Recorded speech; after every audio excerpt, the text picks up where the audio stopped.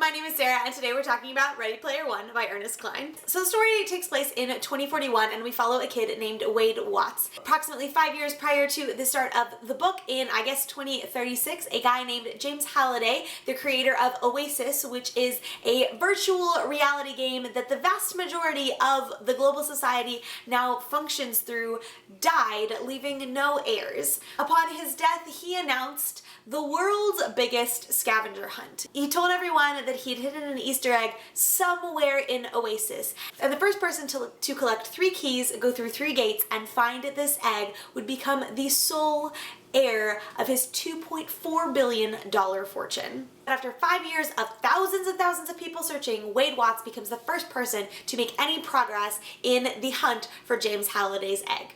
Wade informs us that dozens of miniseries, cartoons, films, and the like have been produced recounting this story, but none of them tell the actual one. So Wade wants to set the record straight.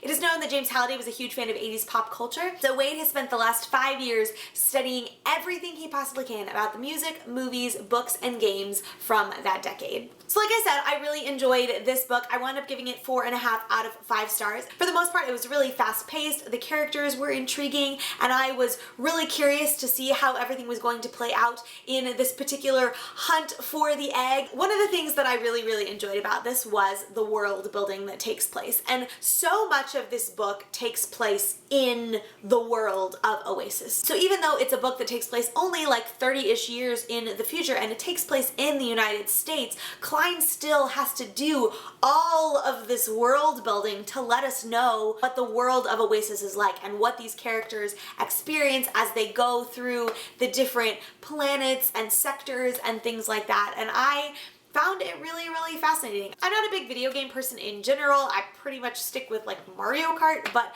I really loved the world that he created and just how in-depth he did with it. That was probably my favorite thing about this book, was the actual world building, because particularly as you increase in the story and he moves, you know, sort of from level 1 to level 2 as he's finding these different keys and gates and stuff like that, you get continually immersed in this world and it becomes more and more real to you. I also really enjoyed the characters in this book. I really liked Wade as a protagonist and our main character that we follow, and I really enjoyed in particular the characters of H and Artemis that he interacts with a lot in the Oasis world. Even though there's supposed to be this disconnect between who they are in real life and who they are in this Oasis game, I still felt like Ernest Cline did a really excellent job of developing at least who Wade interpreted them to be. Because the whole book is told from Wade's perspective, and so we only know what Wade knows or thinks he knows about H and Artemis and all these other people that he is interacting with in this virtual world. So most of the story, like I said, takes place in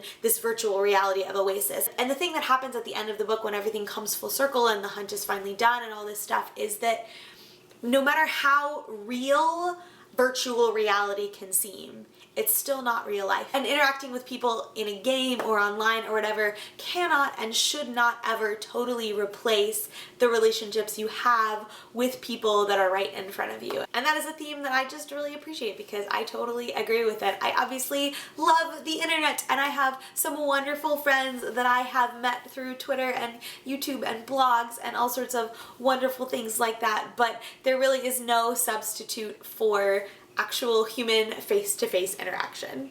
There really wasn't a whole lot that I didn't like about the book, but there was just something missing for me that didn't quite make it like a 5-star, oh my gosh, I totally loved this read. And I think that might be because I don't know 80s pop culture at all. I don't really know 80s music. Like I said, I don't really play video games, and when it comes to other 80s films, I have seen very few of them. So because of the fact that like James Halliday was obsessed with 80s pop culture, the whole hunt effectively revolves around Wade and the other people's knowledge of 80s pop culture. I honestly understood so few of the references that he makes in this book just because I haven't seen probably 90% of the movies that he talks about. I've never played any of the games. I don't really listen to much 80s music at all. It didn't detract from the story for me. It wasn't like I felt like I needed to know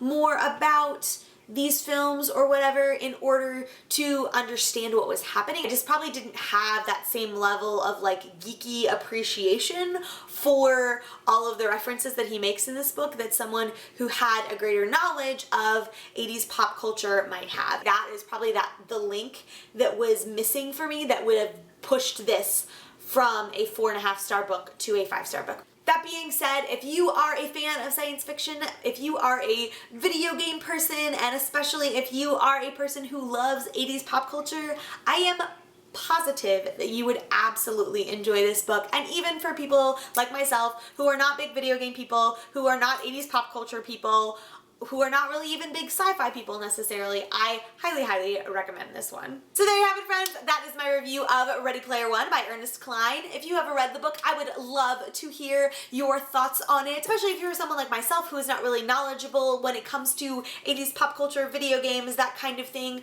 And I would also love to hear if you are one of those people that's like a total video game nerd, or you really love 80s pop culture, or both, or whatever, if you've read the book and if that just increased your love and appreciation of the story in a way that I just can't understand because I just don't know about most of those things. Thank you so much for watching. I hope you enjoyed this video, and I will see you next time. Bye!